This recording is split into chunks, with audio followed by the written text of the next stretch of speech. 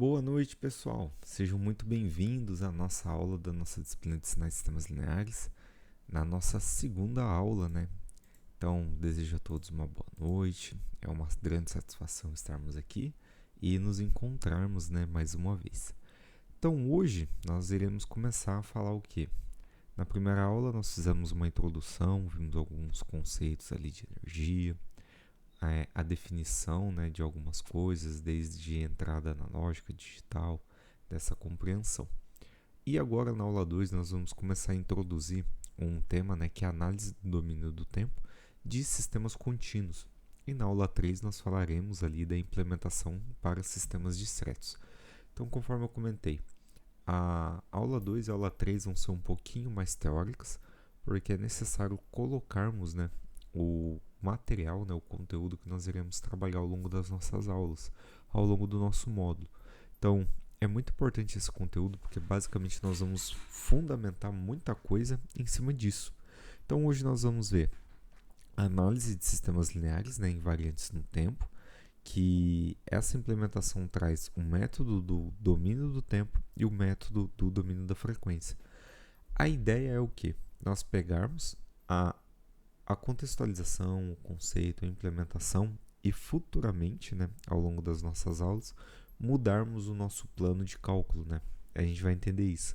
A gente trabalha no domínio do tempo e vamos passar a trabalhar no domínio da frequência. Então, nós vamos mudar um pouquinho a forma, né, da relação que a gente trabalha. Então, por exemplo, nós vamos aprender e calcular a relação de sistemas lineares, né, invariante no tempo, essa implementação. Só que o que acontece? Quando nós aplicamos, né, a relação do domínio do tempo, né, e da frequência, então assim nós temos uma análise de sistema do domínio para o domínio da frequência. A gente muda esse plano. E eu consigo fazer também vice-versa, sair do domínio da frequência para o domínio do tempo. Só que para sistemas lineares invariantes ali no nosso tempo. Então, nós temos essa análise, né, dos sistemas do domínio do tempo para sistemas lineares. Então, nós conseguimos ter o nosso sisteminha, que é o nosso meio que a gente trabalha. Então, nós temos a nossa entrada do nosso sinal, que vem em x de t. Quando passa no nosso sistema, ele passa, né, então, a sair um sistema aqui no domínio da frequência, digamos assim, em y de t. A gente vai entender isso. E essa análise, né, desses sistemas do domínio do tempo ou da frequência, nós estaremos, né, reutilizando ao decorrer das nossas aulas. Então, por exemplo, assim, muitos dos conceitos que nós estamos abordando na aula 2, nós vamos utilizar para a aula 3 e muita coisa que a gente vai apresentar na aula 3 a gente consegue introduzir também aqui na aula 2. Então, alguns conceitos podem ser implementados, a gente vai fazer uma continuidade, né?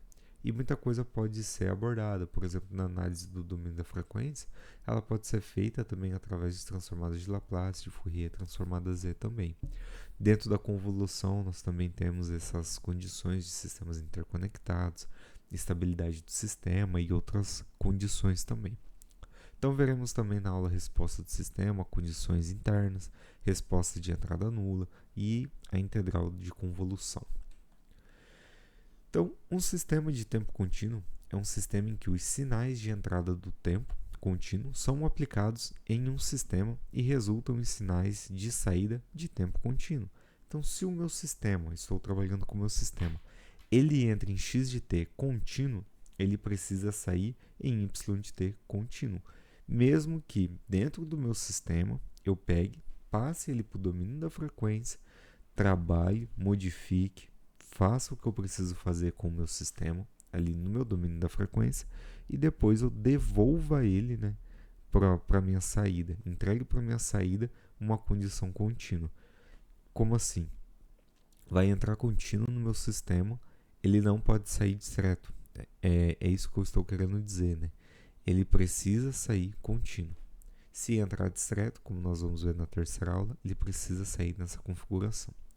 Então, conhecendo o sinal de entrada de um sistema e as equações que regem esse sistema, será possível obter o sinal de saída. Então, se eu conheço o sinal que está entrando, eu consigo estimar a minha saída. E o mesmo eu consigo fazer, se eu conhecer a saída, eu consigo estimar a minha entrada. A gente vai entender isso melhor ao longo das aulas. Por isso que é uma disciplina de linearidade, né? Sinais e sistemas lineares. Porque eu consigo distinguir a minha condição de linearidade com relação à entrada e saída. Então, quando falamos de sistemas em tempo contínuo, estamos falando sobre equações diferenciais, que são modelos físicos. Então, estamos falando dessas configurações e integração, né, desses modelos físicos aí que vamos trabalhar, que são equações diferenciais. Então, o termo domínio do tempo se dá ao sinal de entrada. Deixa eu tirar minha câmera aqui. Então, olha lá. Deixa eu ler de novo. Então, quando falamos de sistemas em tempo contínuo, estamos falando sobre equações diferenciais, que são os modelos físicos.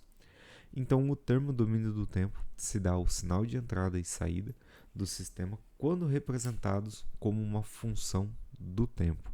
Então, vamos denominar, né, a condição de domínio do tempo quando trabalharmos diretamente ali para uma condição de entrada e saída relacionada à função do nosso tempo, né? Estamos denominando uma configuração, uma condição relacionada ao nosso tempo em si. Então, como um exemplo para entendermos um pouquinho melhor, nós temos aqui um circuito RC, né, resistivo capacitivo, e apesar da sua simplicidade, ele possui inúmeras aplicações, tanto na eletrônica, na comunicação e nas nossas condições de sistemas de controle. Então, por exemplo, a gente consegue tirar parâmetros muito similares do que a gente já conhece. Então, quando realizamos, né, uma análise aqui do nosso circuito, como esse daqui é um circuito resistivo capacitivo, um circuito RC, a gente consegue identificar o quê? Eu tenho um resistor, tenho um capacitor, tenho uma fonte de tensão e coloco o meu referencial. Então, eu consigo saber o quê? Eu sei as equações que vão regir a operação do meu resistor, do meu dispositivo discreto, né, do meu componente discreto, as equações que regem a operação do meu capacitor e as equações que regem, né, a minha fonte de tensão, que vai me dar também a minha condição de corrente e tudo mais. Então, quando eu aplico, por exemplo, as leis de Kirchhoff, né, e aplicando a condição de lei de Ohm e tudo mais, a gente consegue produzir equações diferenciais, porque vai me dar a minha condição, né, relacionada à operação do meu circuito. Então, o que eu consigo entender?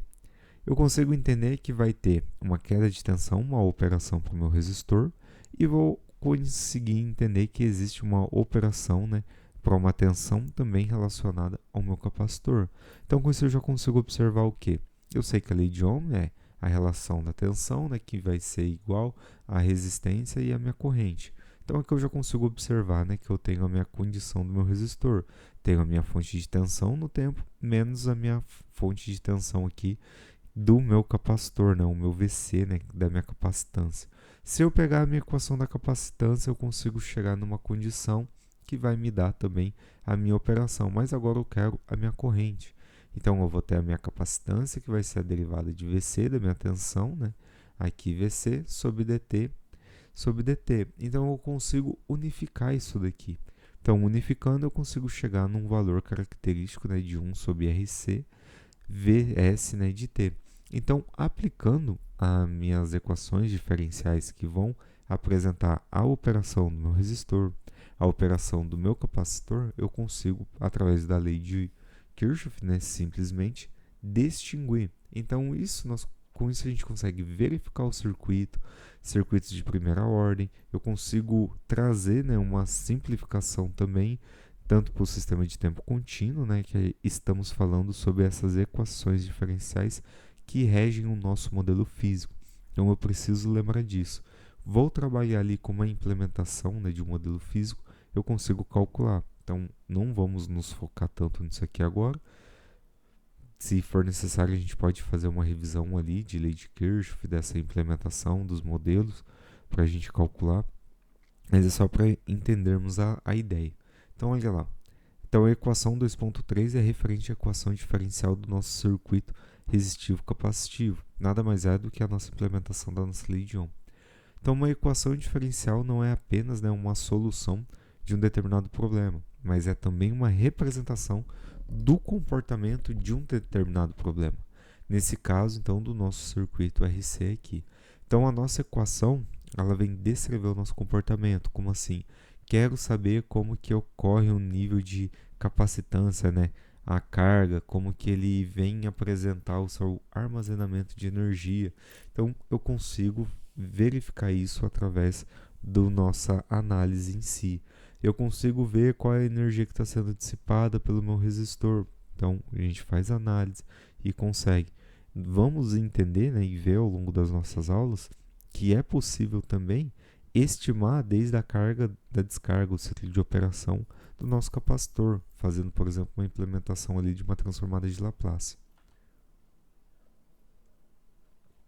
Então, ainda, né, trazendo essa condição de exemplo de equações diferenciais. Então, neste exemplo de equação diferencial, possuímos, né, uma dada entrada x de t e uma saída y de t. Então, eu vou ter o meu dn de y, né, de dt de n, mais a1 de dn menos 1 de y sobre dt de n a menos 1, sim, sucessivamente até chegar a n de menos 1 de dy dt mais a n de yt. Então, observem o que? Eu estou relacionando, né, o meu y de t como sendo a minha saída. Então, eu passo a ter um ponto inicial. Aqui é como se fosse o nosso A0, né? O nosso ponto inicial que está saindo do nosso ponto. Então, pensa numa reta. Pensem aqui numa retinha. Ó. Aqui eu tenho minha condição A0, né? Aqui eu tenho o meu Y. E aqui eu tenho o meu X, né? Que está entrando.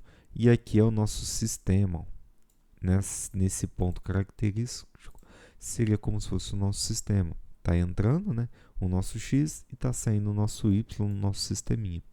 Então, eu tenho a minha derivada da enésima parcela do meu sinal de saída sobre uma condição, né, ao longo do meu tempo que está variando sobre essa enésima parcela que eu vou ter correspondente ao longo do meu tempo. E como eu estou no meu tempo inicial, né, da minha saída, eu teria aqui a minha condição de A0.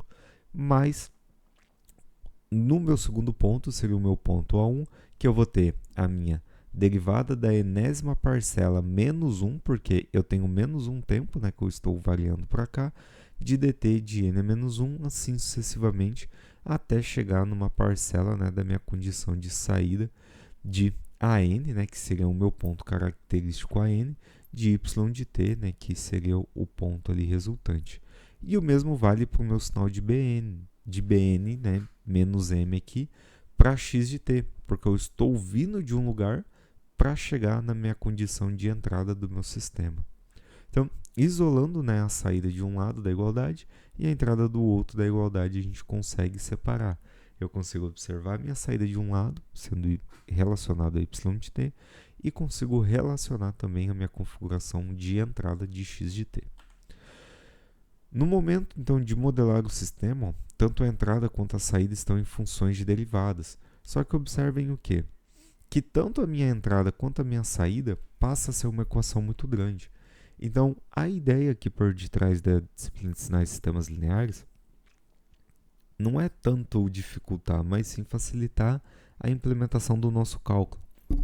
Então, em vez de a gente ficar calculando, por exemplo, a condição de dn de y sobre dt de n mais a1 e taralalá, a saída, por exemplo, ó, que se encontra em y de t em função de ordem n também, eu consigo vir e colocar uma condiçãozinha para facilitar a nossa leitura. Mas vamos entender isso aqui. Ó. A entrada vai se encontrar em x de t com função de ordem m. E eu tenho a minha saída em y de t em função de ordem n. Então, eu consigo observar isso. Então, essa ordem define a complexidade do meu sistema, que é a condição que eu estou colocando. Mas eu quero facilitar a ideia do nosso cálculo. Então, se eu sei que, sabendo aqui, A e B são constantes, porque eu tenho duas constantes aqui. O meu AN, né, aqui, é a minha constante que se encontra na minha ordem n, para o meu sinal de saída y de t, e eu tenho a minha constante b, que se encontra, né, na minha ordem m, porque eu tenho a minha condição de n da minha saída menos a minha condição da minha constante de entrada para a minha constante de b. E essa é a minha complexidade. Só que eu quero colocar uma notação polinomial para trazer uma condição do meu operador e ler de uma forma mais simples. Então, podemos utilizar uma notação de operador. Então, em vez de ficar calculando e explicando que d de n sobre dt n todas as vezes, eu consigo vir e colocar, falar assim, olha, d equivale a d de dt, equivale a minha derivada ao longo do tempo resultante dessa configuração. Então, eu só vou substituir, substituindo a notação do operador, isolando x de t, y de t. Vou manter a minha saída e a minha entrada.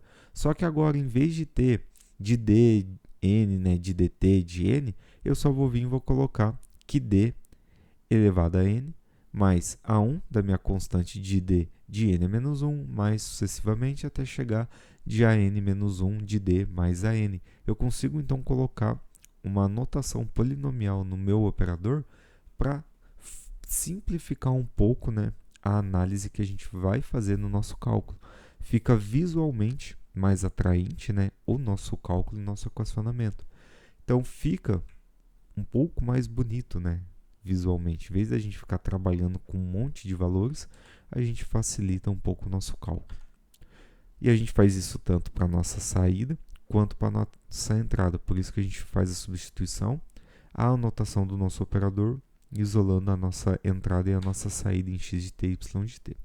Então, podemos reescrever a nossa equação também, 2.6, que a gente tem da nossa relação de saída e entrada, da seguinte forma.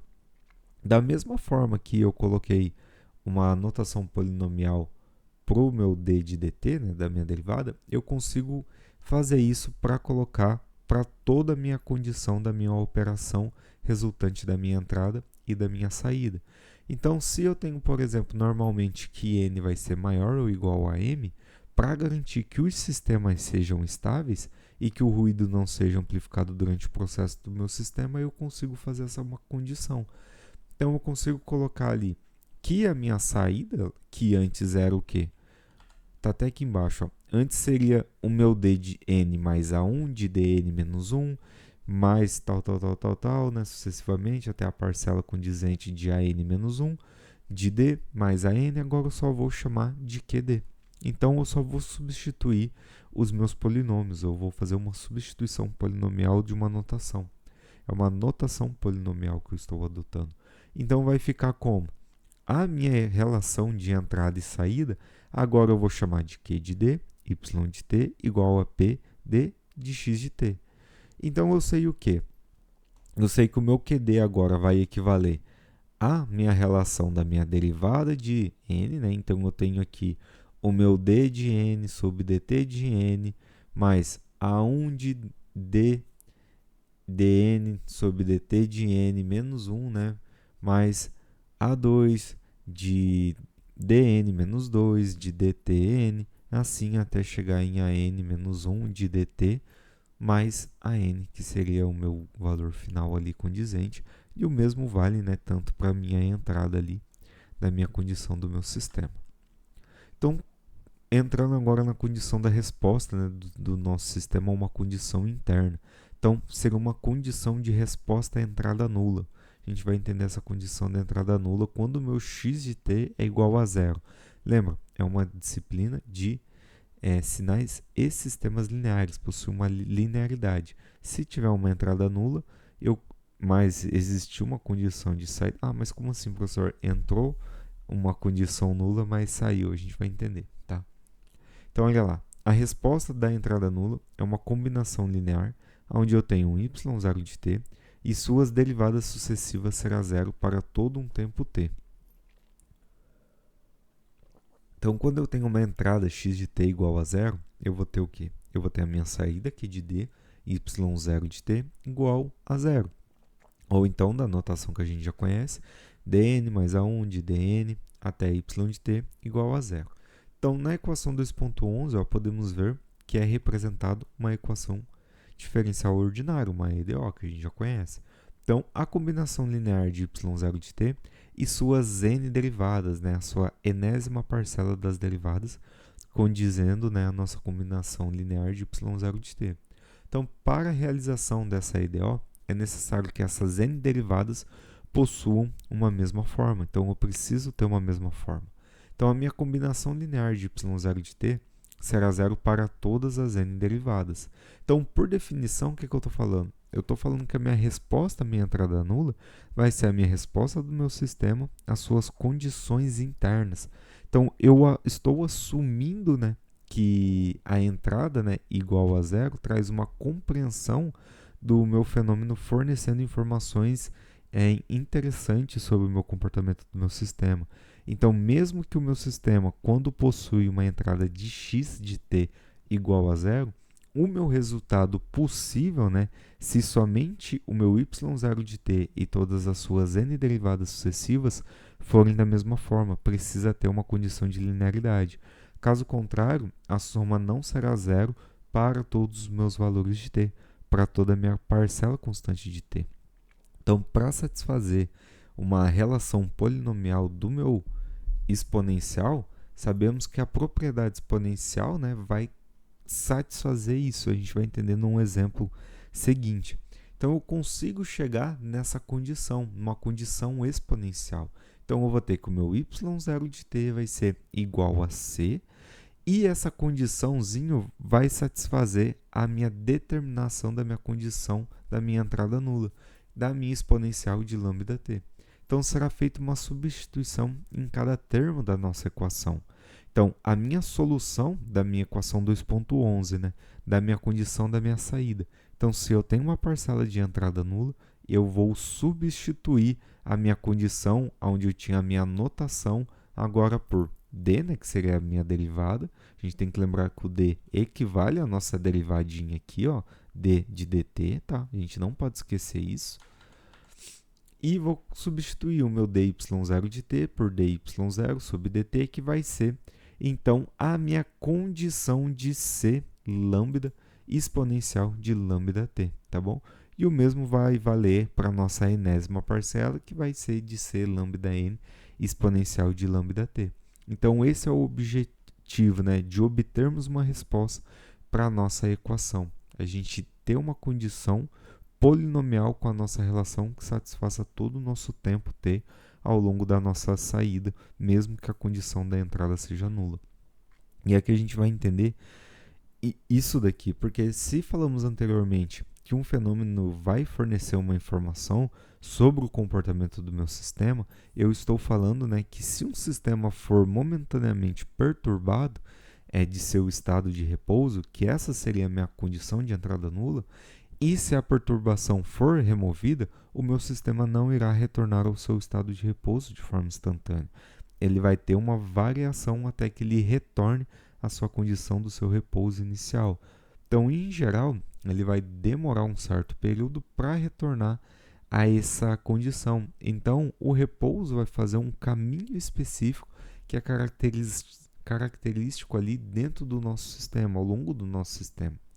Então, por exemplo, para exemplificar, né, se nós temos um baixo coeficiente de amortecimento e os modos característicos serão senoidais, exponencialmente, né, vamos dizer que exponencialmente são amortecidas e teríamos uma resposta relacionada, né, a esse coeficiente, né, de amortecimento, como no nosso exemplo que a gente vai ver aqui, seria de um corpo elástico que retornará ao seu estado inicial através do seu movimento oscilatório. Então, vamos entender melhor essa explicaçãozinha que eu estou trazendo. Se eu tenho a nossa condição aqui inicial, pensa que o nosso rapaz aqui, ó, a nossa figura A, está num estado inicial de x de t igual a zero e ele vai saltar do bungee jump, ele vai pular. No momento em que ele salta, ele vai apresentar uma determinada energia, né, uma resposta característica. Então, ele vai começar a descer. Ele pulou, começou a descer, está descendo, mas vai chegar em um momento, né, em que o máximo da condição elástica daquele material vai já ter apresentado o seu coeficiente de amortecimento. Então, um modo característico vai vir a trazer uma condição de resposta exponencial senoidal, uma senoide, né, exponencial de amortecimento para o meu corpo elástico. Então, ele vai voltar. Só que nesse momento em que ele volta, ele já vai perder um pouco de energia. Nessa perda de energia, ele vai continuar sucessivamente até que o seu corpo retorne ao seu estado inicial de repouso, que seria a nossa parcela da gente chegar à nossa parcela de AN, né, que seria a nossa saída de y de t. isso para o nosso sisteminha aqui da nossa condição. Então, o nosso sistema utiliza uma combinação própria dos modos característicos para retornar à nossa posição do nosso repouso, enquanto ele passa a satisfazer a nossa condição do nosso limite inicial. Então, se nós pegarmos, né, por exemplo, o nosso exemplo anterior lá do nosso circuito resistivo capacitivo, sem uma fonte de alimentação em série, né, com uma carga inicial no nosso capacitor, então pensa, liguei, né, o meu circuitozinho, apresentei carga lá. Então, eu tenho a fonte de tensão, tenho o resistor, tenho o capacitor. Liguei. Só que agora eu vou lá e coloco uma chave. Eu venho aqui e monto e coloco uma chave. Tenho a minha fonte de tensão. Peguei, liguei. Aqui eu tenho o meu resistor. Vou passar, vou ter o meu capacitor. Só que antes de chegar na minha fonte de tensão, eu venho e coloco uma chave. Pensa que agora eu estou fazendo o quê?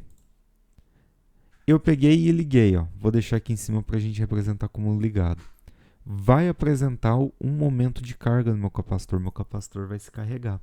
No momento em que eu tiro, eu abro a chave, o meu capacitor começa a descarregar. Então ele vai apresentar uma forma exponencial através da nossa carga do resistor. É como se tivesse um momento inicial, o meu capacitor se encontra aqui, descarregado. Começou, foi aí, apresentou, né, o primeiro ciclo ali. Ele vai começar a se carregar, ele se carregou. Desligar a chave, ele vai começar a se descarregar. Então pensa que ele está passando, cada vez que ele passa num ciclo de operação, né, que ele passa pelo resistor, ele vem se descarregando. Ou pela própria resistência do material em si, ele já passa a descarregar e começa a descarregar de forma exponencial através, né, do nosso componente discreto, né, da nossa carga do nosso resistor aqui. Então essa seria, por exemplo, uma ideia de resposta do nosso circuito resistivo capacitivo, que será causada apenas pelas condições internas e mantida pelo nosso sistema sem ajuda de nenhuma forma externa, porque não teria mais a nossa fonte nesse momento, tá bom? Então, entrando na nossa condição da integral de convolução. A convolução, antes de ler, aqui, ó, eu vou ler, depois eu explico. Então, a convolução é a representação matemática de como um sistema linear opera sobre um sinal. Beleza. Mas ainda fica um pouco vago, porque eu posso perguntar o que é convolução e pegar e falar assim, é a representação matemática de como um sistema linear opera sobre um sinal. Beleza. Só que a convolução, além de ser essa representação matemática de como o meu sistema linear está operando, né, ele vai operar sobre um determinado sinal. É isso que eu preciso entender. Seja um sinal de saída, né, que vai ser o resultado da convolução de um determinado sinal de entrada x de n. Então eu posso ter mais de um tipo de sinal entrando. Só que a minha resposta impulsiva da minha saída, eu preciso ter uma condição que resulte conforme aqueles sinais de entrada. Então imagina só, eu ter a ideia de entrar com um único sinal é uma coisa. Porque eu estou entrando, penso que eu tenho um sinal 1 de T que entra no meu sistema. Vai me dar uma única resposta. Só que pensa só, agora eu preciso de 10 sinais que estão entrando e me dê uma única saída, né? Uma única resposta. Então, a convolução vai ser a unificação, né? A união, ele vai convoluir esses 10 sinais, por exemplo, que eu estou pensando na minha entrada, e vai me dar uma resposta da minha saída, uma única resposta na minha saída. Então, assim como eu tenho uma conta de soma, né? Temos outros números, temos 2 ou mais números, e o meu resultado é um terceiro número, a convolução é a soma, né? A unificação dos sinais, que vai trazer uma terceira condição, não, uma saída, né? Uma resposta para minha condição daquelas entradas que estão vindo. Então, um sinal de saída é o resultado da convolução do meu sinal de entrada, x de n, com a resposta do impulso do meu sistema h de n. Então, o meu h de n ele pode ter outros nomes, dependendo da aplicação que iremos fazer. Eu não quero que vocês fiquem focando tanto na nomenclatura. Então, por exemplo, eu quero pensar ali num filtro de kernel, por exemplo, né? Eu estou fazendo processamento de imagem, função de espalhamento, um ponto, e entre outras condições, e posso chamar de K, de N, de sei lá, qualquer outro nome. Mas aqui é só para a gente representar essa função, tá bom? Eu preciso dar um nome, mas eu quero que vocês compreendam a lógica, a interpretação que existe por detrás.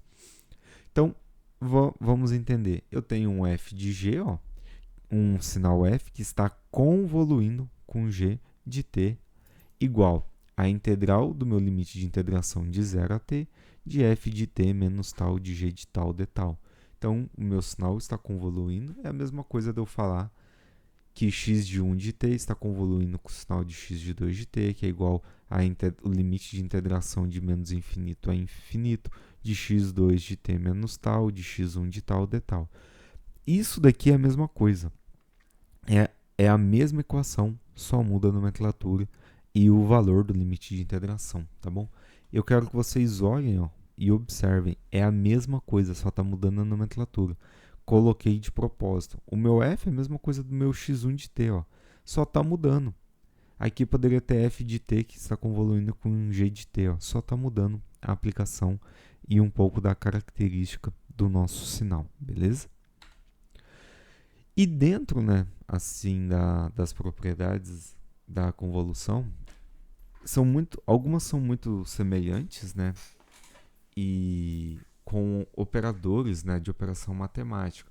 Só que a gente precisa entender algumas coisas também, né? Primeira coisa é a ideia, né, conceitual da convolução. Enquanto que, por exemplo, na matemática a gente descreve simplesmente uma operação entre valores. Aqui a gente tem que lembrar que a convolução vai ser a convolução de sinais. E se lembrarmos da primeira aula, o sinal ele carrega uma informação. Então, além do valor, né, eu tenho uma determinada informação. Então, se eu estou convoluindo o sinal, eu preciso fazer a unificação dessas informações. Para vocês entenderem melhor, quando eu processo um sinal de imagem e vídeo, então imagina que a gente está lidando com a convolução de transmissão ali de televisão mesmo, né? Televisionado. Eu estou enviando um sinal de áudio e vídeo. Eu estou convoluindo esses dois sinais. Um é um sinal de áudio e o outro é um sinal de vídeo. Preciso convoluir para unificar eles. Agora imagina só que eu tenho dois sinais de música, né? Dois sinais audíveis. Vou convoluir duas músicas, vamos supor. Se eu não convoluir ou só fazer a unificação, vai me dar talvez uma música que eu não consiga ter uma percepção do que está sendo trabalhado, do que está sendo passado. Talvez pode as duas músicas estarem em tons diferentes, estarem emitindo ritmo, tempo e condições que não dá para entender. Então a convolução não é só fazer a unificação de números, tá bom? É a unificação, a integração, né, da minha informação de um dado de que eu estou trabalhando.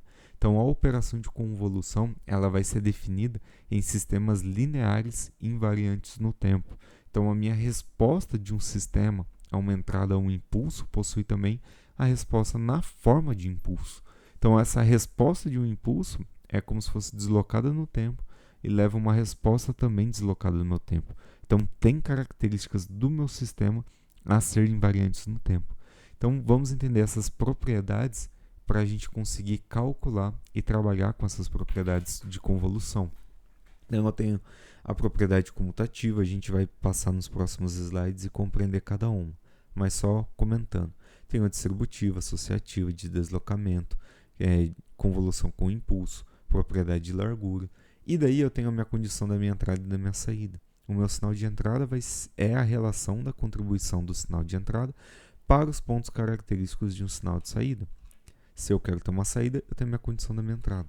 Então, do meu sinal de saída é a relação entre a contribuição do sinal de entrada para representar e apresentar as características de entrada convoluída na minha saída. Então, vamos entender isso. Ó, dentro das minhas propriedades, a comutativa. Então, eu tenho x1 de t, que está convoluindo, né, fazendo a comutação de x2 de t igual a x2 de t que também está sendo comutativa aqui da convolução de x1 de t. Então é a mesma coisa, tanto o meu x1, o meu x2, independente se eu passar o x2 para lá, o x1 para cá, vai ser a mesma informação, tanto a entrada quanto a saída para a comutativa, tem a mesma condição. A distributiva é igual a gente já conhece, eu vou fazer a distributiva de uma equação normal. Então eu tenho um x1 de t que está convoluindo, né, aqui, ó, está fazendo uma convolução é como se fosse uma multiplicação mesmo, tá? Entenda o asterisco aqui como uma multiplicação, mas eu estou falando dela sendo comutativa, né, aqui da convolução, né? Ela não vai ser... Ela traz essa condição de comutativa, mas só para a gente compreender da convolução mesmo, tá? De x2, ó, a gente tem, abre o colchete de x2 de t mais x3 de t, fecha o colchete. Então, é como se eu fizesse x1 que multiplica x2 de t. Então, eu vou ter a resposta de x1 de t, que foi comutativa, né? A minha resposta aqui, ele convoluiu, mais o meu x1 que multiplicou o meu x3 aqui de t e apresentou a minha resposta na minha saída também aqui. Então, a minha propriedade associativa também, eu vou fazer uma associação. Posso dizer que x1 de t está tendo, né, a sua relação aqui de convolução com x2 de t mais x3 de t. E, do outro lado da minha igualdade, eu estou falando que x1, né, convoluiu com x2 de t, que também convolui, né, com x3 de t. É como se fosse a mesma coisa. Ah, mas aqui tem uma soma. Sim, mas eu tenho uma condição entre colchetes que está me trazendo uma associação nesse instante. E tenho a de deslocamento, quando eu quero deslocar uma determinada constante, um determinado sinal, uma determinada propriedade, ao longo de um determinado tempo, né, condizendo ali com o meu período que eu estou trabalhando. Tem a convolução também com o impulso, né, um x1 de t, que está convoluindo com x2 de t, e ele vai me dar uma condição impulsiva em um determinado ponto. Então, dentro dessa propriedade da minha largura, né, a gente vai fazer essas simulações, né, ao longo das nossas aulas. Porque a aula 2 e a aula 3 são aulas bem mais teóricas para a gente entender esses conceitos. E depois, quando a gente chegar nas transformadas, vamos ver, né, com simulações e gráficos, e vai ficar tudo muito, muito mais claro para nós e essa representação, tá bom? E aí a gente consegue observar, ó, nessa forminha de onda. Então eu tenho o meu primeiro sinal, ó, o meu x1 de t, a minha forma de onda, e a minha segunda, um x2 de t. Ó. Cada um apresenta um período característico ao longo de um tempo, e vai convoluir os dois sinais.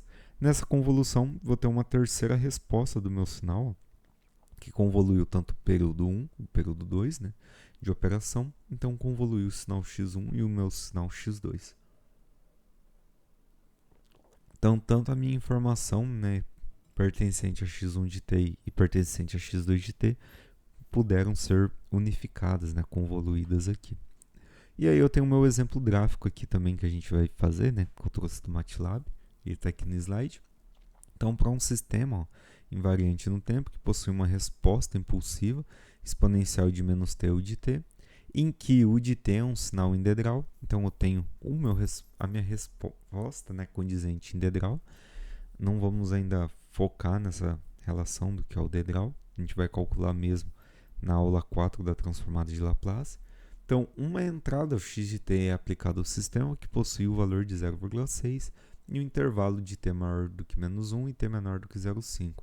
Então, o intervalo de 0,3 no intervalo de t maior do que 0,5 e menor do que 3. Então, tenho dois sinais aqui que eu quero convoluir e um valor nulo no tempo restante. Então, vou convoluir, ó, tenho uma resposta integral e eu vou convoluir os dois sinais e vai me apresentar uma condiçãozinha característica da minha resposta. Vamos fazer um exemplo para a gente poder fixar, né, essa ideia de sistemas contínuos também.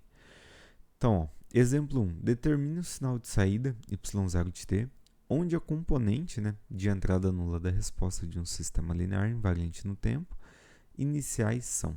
Então, observem aqui, ó, resposta 1 de 6, tá? Aqui no cantinho a gente tem. Então, tenho as minhas condições iniciais. Eu tenho y0 no meu tempo 0, que vai ser igual a 0. a minha segunda derivada, a minha derivada então do meu sinal y0 vai ser derivada de y0 no meu tempo zero igual a 5. Então, quando eu derivar essa minha resposta, ó, eu vou ter no meu tempo zero a minha condição igual a 5. Então, sendo o meu sinal de entrada, minha derivada segunda de yt de dt mais 3d, né, de yt dt mais 2y de t é igual a dx de t dt. Então, esse é o meu sinal de entrada, né? É em cima dele que eu vou apresentar isso daqui. E como que eu posso fazer? Primeiro eu vou substituir a derivada. Lembra que a gente vai colocar uma notação? Aqui eu vou chamar de lambda, poderia chamar de d, poderia chamar de k, poderia chamar de g, de l. Vou chamar de lambda. Então, estou falando que lambda é igual a dy de t sobre dt. Então, substituindo isso daqui, ó, todo esse meu sinalzinho, eu vou chamar de lambda. Então, vai ficar lambda ao quadrado mais 3 lambda mais 2.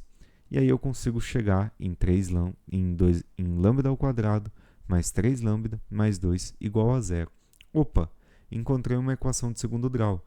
Então, se eu encontrar uma equação de segundo grau, eu consigo retirar duas raízes. Vou aplicar Bhaskara. Aplicando Bhaskara, então, eu consigo ter o quê? Que vou ter lambda é igual a menos b mais ou menos raiz de b ao quadrado menos 4ac sobre 2a. Então, eu sei que o meu lambda vale a, o meu lambda ao quadrado é igual a a, o meu 3 lambda aqui é igual a b e o meu 2 é igual a c. Então, eu já sei o quê? Que o meu a é igual a 1, né? Porque eu tenho 1 que multiplica lambda ao quadrado, eu tenho 3 que multiplica lambda, então o meu b é igual a 3 e o meu c é igual a 2. Então, só vou substituir aqui dentro, tá? Vocês substituem e aí a gente vai obter os seguintes resultados. Lambda, né? A primeira raiz, lambda' igual a menos 1 e lambda duas linhas igual a menos 2. Então, vou substituir a equação 2.12 na minha equação 2.16. Então, vamos voltar aqui. A gente vai lembrar do quê? Eu tenho a minha equação 2.16 e lembra lá quando a gente pegou e falou da resposta à entrada nula da nossa condição?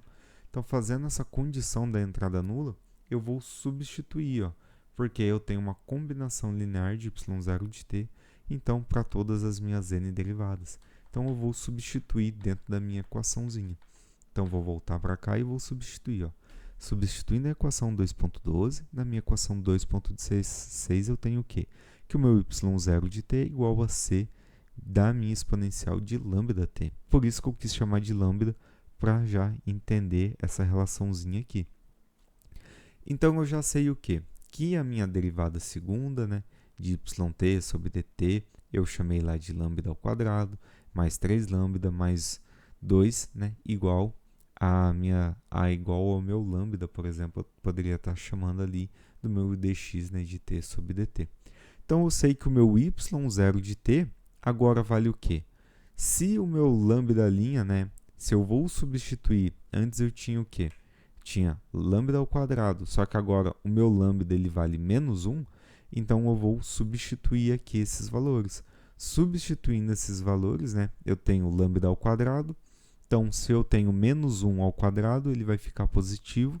Então, eu tenho aqui c', né, exponencial de lambda' de t, mais o meu c duas linhas da exponencial de lambda duas linhas de t.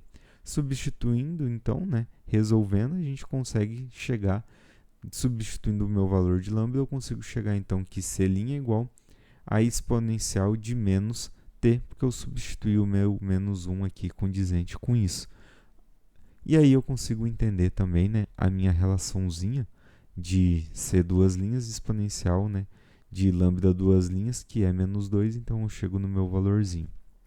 Professor, então eu consigo sair, né, dessa minha condição de falar que antes eu tinha o meu d ao quadrado de y de t e sair dessa minha equação da minha derivada e chegar na minha condição inicial, chegar na minha parcela da minha resposta nula através do meu y0 de t, colocando essa notação? Sim, a gente consegue sair disso daqui e falar que é essa a resposta do meu sinal.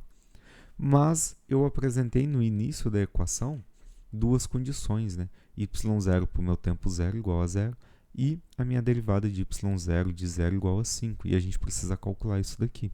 Então, para o meu y0 de 0 igual a 0, eu vou ter o quê? Vou ter o meu y de 0 de t, que é igual a c' exponencial de menos t, mais c2' exponencial de menos t. Agora eu vou substituir o meu y0 no meu tempo 0, que é o nosso primeiro valor que a gente tem. Meu y0 no tempo 0 é igual a 0, então eu vou substituir. y0 no meu tempo 0 equivale a 0, então o meu tempo é 0 para o meu t. Então, vou ter c' exponencial de menos 0, mais c' exponencial de menos 2, que multiplica a 0. E vou ter a minha resposta, então, que vai ser 0 igual a c' mais c2'. Eu vou, depois, né, fazer um sisteminha para a gente resolver isso daqui. E vou aplicar a derivada na minha equação desse meu valor. Então, vou pegar a minha primeira equaçãozinha, que a gente tem 2,22, e vou derivar ela. Então, derivando, né, para poder encontrar a derivada de y0 de t, eu vou ter o quê? Menos c' da exponencial de menos t, menos 2, c2' exponencial de menos 2t, porque quando eu derivei, né, o 2 desceu aqui. Portanto, né, eu tenho para todo o meu tempo igual a 0 agora. E agora, para y, né, 0 da minha derivada, no meu tempo 0, vai me dar um valor igual a 5. Então, vou substituir a minha equação 2,25 que a gente acabou de calcular e vou encontrar o meu valor de 5 é igual a menos c', menos 2 de c2'. Substituindo isso daqui, né? Porque eu substituí o meu t aqui, ó, porque o meu tempo é 0, mas o meu valor da minha derivada de y0 de t é igual a 5, tá bom? O meu 5 vem para cá e o meu tempo 0 eu continuo substituindo aqui no meu t, ó. Então, substituir. Então, eu vou chegar no meu valor da minha equação 2,27, que é 5 igual a menos c', menos 2 c2'. Então, eu consigo montar um sistema de equações, que é a equação 2,24 e a equação 2,27, e resolvendo por substituição.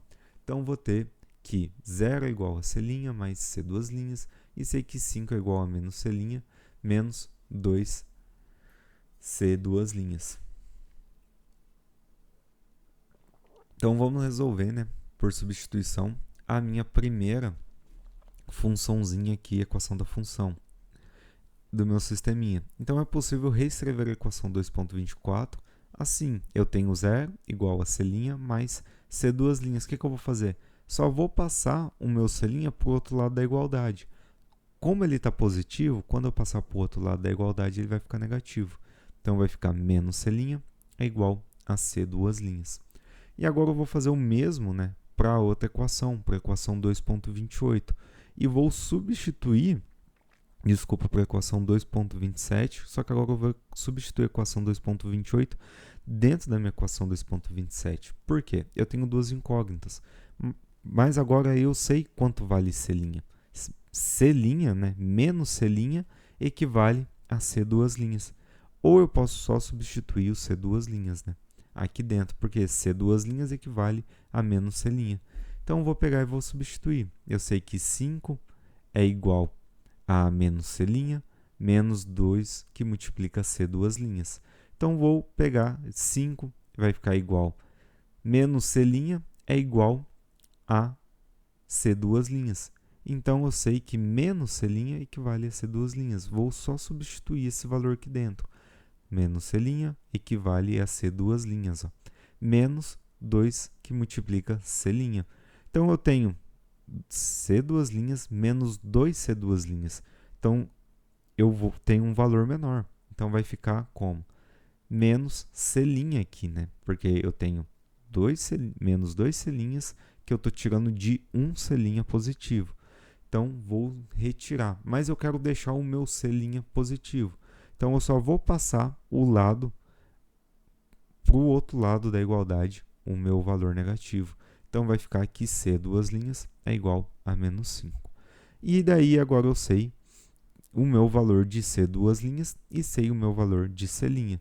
Então, aplicando a equação 2,30 na equação 2,28, se eu sei que c2', ó, equivale a menos 5, então eu tenho menos 5, né, de um lado da equação e menos c' do outro lado. Então, eu vou poder cortar, né, dos dois lados da equação e vai ficar c' equivale a 5. Com isso, eu consigo montar a minha resposta do meu sinal. A minha resposta, né, da minha invariância dos meus termos iniciais da minha equação 2.21, que nós tínhamos era qual? y0 de t é igual a c' da exponencial de lambda de t, mais c duas linhas exponencial de lambda duas linhas de t. Agora eu sei quanto equivale, né, o meu c', sei quanto equivale o meu lambda', sei quanto equivale c duas linhas e sei quanto vale o meu lambda duas linhas. E agora eu só vou substituir. Então, a minha condição y0 de t, né, da minha saída, vai ser c' equivale a 5, exponencial de menos lambda, né, que lambda equivale a menos, lambda' equivale a menos 1, que vai ficar 5 exponencial de menos t. Aqui era mais, só que como c duas linhas equivale a menos 5, vai ficar menos 5 exponencial, lambda duas linhas vale menos 2 de t. Então, a minha resposta da minha saída y0 de t para a minha condição, né, invariante no meu tempo, iniciais que foram dados, é igual a 5 exponencial de menos t, menos 5 exponencial de menos 2t. E nisso, pessoal, chegamos ao final da nossa segunda aula da nossa disciplina de sinais e sistemas lineares. Espero que vocês tenham gostado. Desejo a todos bons estudos e nos encontramos na nossa próxima aula. Grande abraço e tchau, tchau.